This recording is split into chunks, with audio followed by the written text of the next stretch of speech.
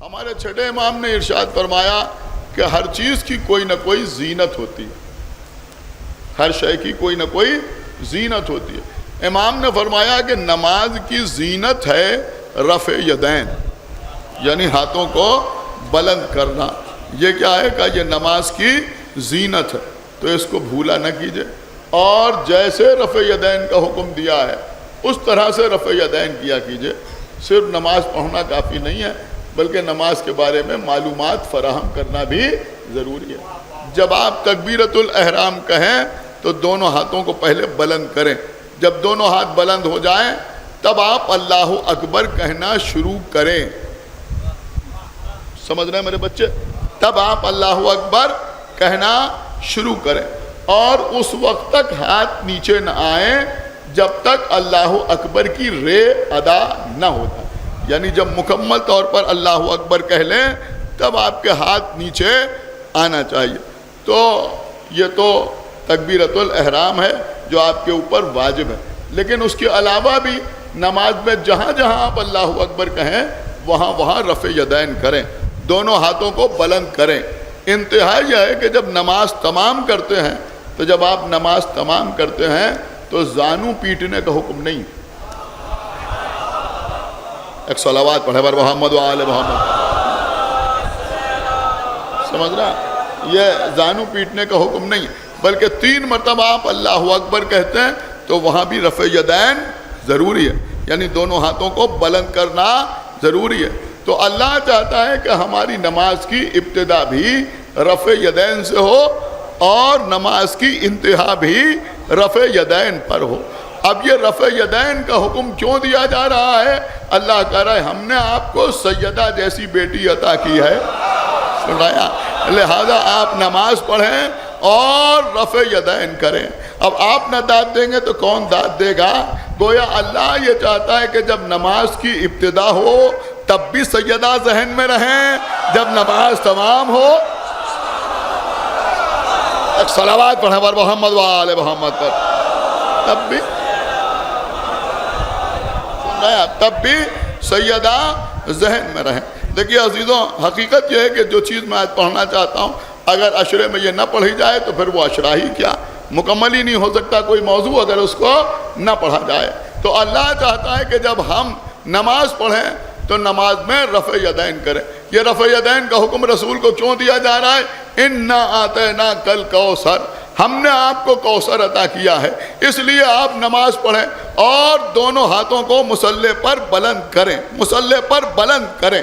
آپ کو پتہ ہے پیغمبر اسلام نے ارشاد فرمایا کہ اگر علی نہ ہوتے تو میری بیٹی فاطمہ کا کوئی کفو نہ ہوتا۔ کفو کا مطلب کیا ہوتا ہے؟ کفو کا مطلب ہوتا ہے ہم پلہ، کفو کا مطلب ہوتا ہے برابر رتبے والا، کفو کا مطلب ہوتا ہے ہم رتبہ، ہم مرتبہ۔ تو کیا فرمایا کہ اگر علی نہ ہوتے تو میری بیٹی فاطمہ کا کوئی کفو نہ ہوتا۔ تو اب سمجھ میں آیا کہ جیسے علی ویسے فاطمہ، جیسے فاطمہ ویسے علی۔ سن رہے ہیں آپ؟ تو اب جو شان زہرا وہی شان علی، جو شان علی وہی شان زہرا۔ تو اب حکم بھی برابر ہی سے آئے گا نا، تو اب پیغمبر کو بھی حکم دونوں کے لیے ملے گا تو ایک ہی جیسا ملے گا۔ جب مصلی پہ آؤ تو سیدہ کے لیے ہاتھوں کو اٹھاؤ، غدیر کے منبر پہ آؤ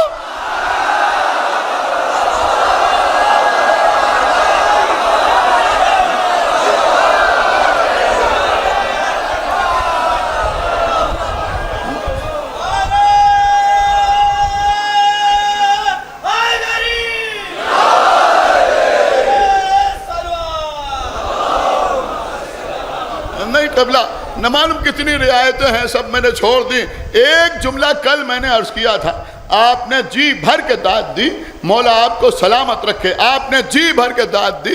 میں نے جملہ آپ کی خدمت میں عرض کیا تھا، ظاہر سی بات ہے یہ شہر لکھنؤ ہے، اہل زبان بیٹھتے ہیں، انہوں نے اس جملے کو محسوس کیا کہ جب اللہ کا حبیب معراج میں گیا تو اللہ نے پیغمبر سے خدائی کے لہجے میں بات نہیں کی بلکہ بھائی کے لہجے میں بات کی۔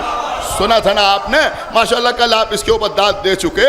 اب کسی کو کوئی قرض نہیں ہے اس کے سلسلے میں, تو آپ نے داد بھی دی کہ اللہ نے خدائی کے لہجے میں بات نہیں کی بلکہ بھائی کے لہجے میں بات کی. اب آج کا جملہ بھی ملاحظہ فرمائیے کہ معراج میں اللہ نے اپنے جس حبیب سے خدائی کے لہجے میں بات نہیں کی لیکن غدیر کے میدان میں اسی سے لہجہ بنا لیا.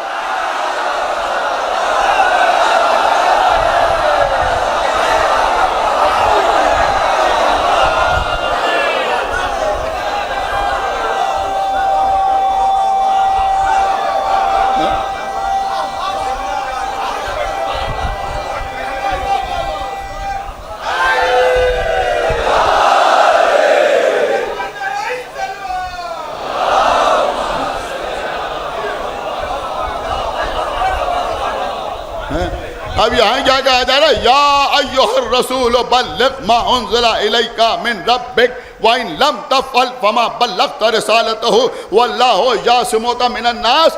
اے ہمارے رسول پہنچا دیجئے وہ پیغام جو آپ پر آپ کے رب کی جانب سے نازل کیا جا چکا.